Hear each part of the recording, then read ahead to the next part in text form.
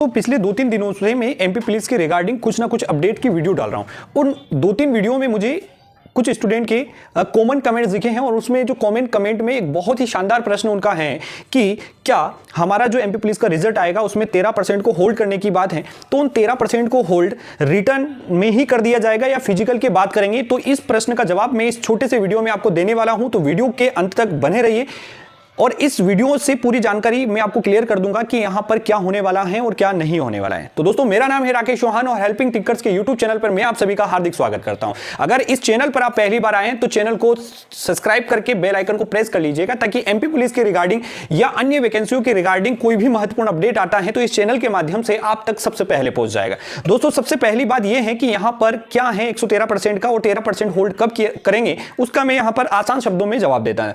सबसे पहले मैं आपको बता दूं दोस्तों कि यहां पर है हमारा जो प्रश्न है कि 13% को होल्ड किया जाएगा तो वो रिटर्न एग्जाम के बाद ही कर दिया जाएगा या फिजिकल के नंबर ऐड होने के बाद किया जाएगा। तो सबसे पहले आपको मैं यहां पर बता दूं कि यहां पर 113 यानी 87 13 का जो रिजल्ट है वो उस आधार पर यानी 113% के आधार पर जो है आपका रिजल्ट बनने वाला है, उसमें 87-13-13 का बनेगा, यानी 87% तो आपका जो मुख्य भाग रहेगा, मेन पार्ट जो रहेगा वो रहेगा, और इन 13% में ओबीसी कैंडिडेट और इन 13% में जनरल के कैंडिडेट शामिल रहेंगे। इसमें ईडब्ल्यूएस भी नहीं रहेगा, इसमें एससी एसटी और ईडब्ल्यूएस का कोई संबंध नहीं है।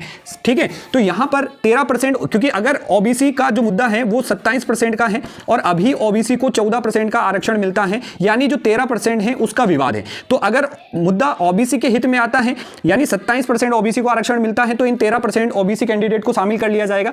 अन्यथा अगर ऐसा नहीं होता है, 27% आरक्षण नहीं मिलता है, 14 ही रहता है, तो फिर जनरल कैटेगरी के 13% विद्यार्थियों को शामिल कर लिया जाएगा।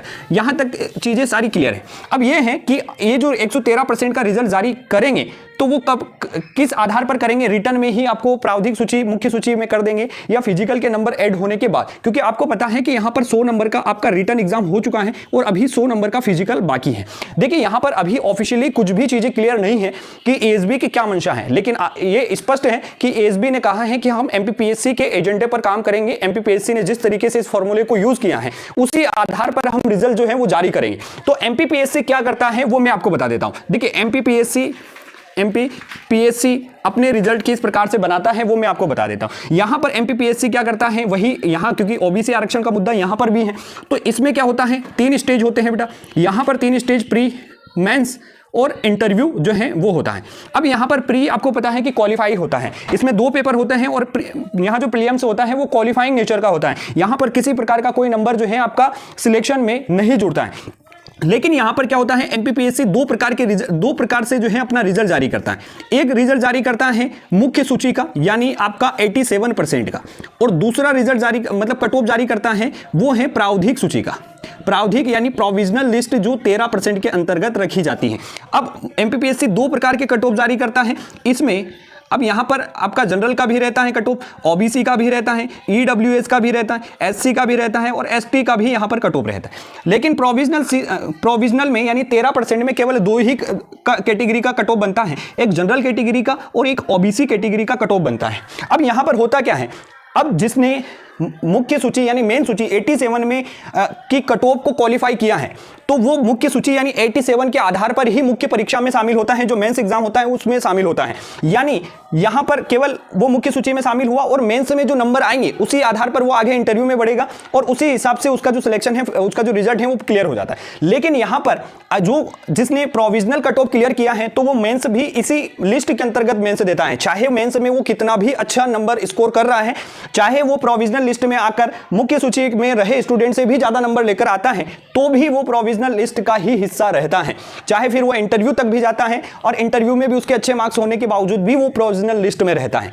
तो यहां पर कहने का मतलब है कि ये जो विद्यार्थी रहते हैं ये होल्ड रहते हैं, और एएसबी ने स्पष्ट शब्दों में कहा है कि हम जो है एमपीपीएससी की तर्ज पे ही हमारे रिजल्ट जो है जारी करेंगे। अभी हालांकि एसबी ने ऑफिशियली ये नहीं कहा है कि हम रिटर्न पर करेंगे या फिजिकल पर करेंगे या दोनों का जोड़कर करेंगे, ऐसा नहीं कहा है, लेकिन पीएससी ये करता है, मैं आपको वो बता रहा हूं। और इसके अलावा भी आपको मैं बता देता हूं कि आपको शायद पता हो, अभी एक न्यूज़पेपर में भी जो है आपने देखा होगा 25 फरवरी का वो पेपर है दैनिक भास्कर का, उसमें लिखा था 113% फिजिकल पदों के लिए बनेगा रिजल्ट। आप साइड में देख भी सकते हैं, फिजिकल टेस्ट दे सकेंगे चयनित विद्यार्थी।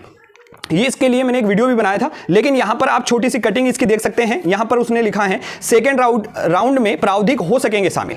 कर्मचारी चयन मंडल के चेयरमैन संजय बंदोपाध्याय ने बताया कि जीएडी द्वारा एएसबी को 27 जनवरी 2024 को भेजे गए परिपत्र अनुसार बहुचरणीय परीक्षाओं में प्रथम चरण की परीक्षा परिणाम 2 भागों में, यानी प्रथम चरण जो हमारा हो चुका है यानी रिटर्न एग्जाम की परीक्षा परिणाम 2 भागों में यानी 87 पदों पर मुख्य तथा 13% ओबीसी के एवं अनारक्षित यानी जनरल के 13% प्रावधिक परीक्षा परिणाम घोषित किया जाएगा। फर्स्ट राउंड में चयनित प्रावधिक अभ्यर्थी के सेकेंड राउंड में प्रावधिक रूप से सम्मिलित होंगे।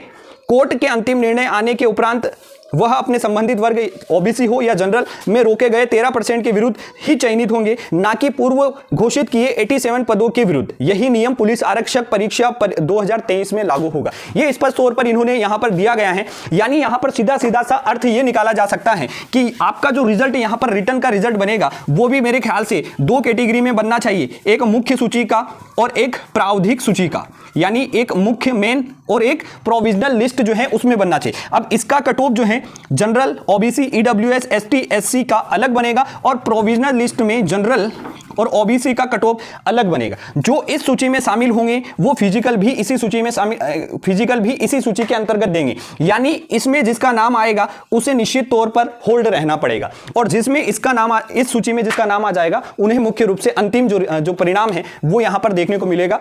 तो ये लेकिन ये कहीं ना कहीं निश्चित तौर पर गलत है, क्योंकि बच्चा मध्य प्रदेश पुलिस आरक्षक परीक्षा की जो भी तमाम भर्तियां की तैयारी कर रहे हैं वो निश्चित तौर पर 5-6 महीने से वैसे फिजिकल में तैयारी कर करके बहुत ज्यादा फ्रस्ट्रेट हो चुके हैं, रिजल्ट नहीं आने की डर से फिर ज्यादा और ज्यादा प्रताड़ित हो चुके हैं, और मतलब बहुत ज्यादा अभी बच्चा जो है बहुत ज्यादा फ्रस्ट्रेट है, वो मैं मानता हूं, क्योंकि मैं खुद भी इस चीज को लेकर बहुत ज्यादा फ्रस्ट्रेट हूं। क्योंकि अब लेकिन ये होता है तो गलत है, लेकिन नियम कानून के आगे क्या है, लेकिन अब इसमें क्या होना है वो है। लेकिन अभी तक क्योंकि इन्होंने कहा है कि एएसबी की पीएससी की तर्ज पर ही भर्ती परीक्षाओं को आगे करेंगे, तो उसमें तो यही दिखता है। फिर फिजिकल का नंबर भी इसमें केवल ऐड होना चाहिए, लेकिन ऐसा मेरे ख्याल से नहीं है। हालांकि अभी ऑफिशियली कुछ भी नहीं है, लेकिन मेरे ख्याल से ये होना चाहिए। अब पता नहीं आगे क्या है, आपके क्या विचार हैं कमेंट बॉक्स में मेरे साथ साझा करें। इसी प्रकार के अपडेट के लिए इस चैनल को जरूर सब्सक्राइब कीजिएगा। जानकारी पसंद आई तो वीडियो को लाइक, चैनल को सब्सक्राइब जरूर कीजिएगा। बहुत बहुत धन्यवाद। जय हिंद, जय भारत।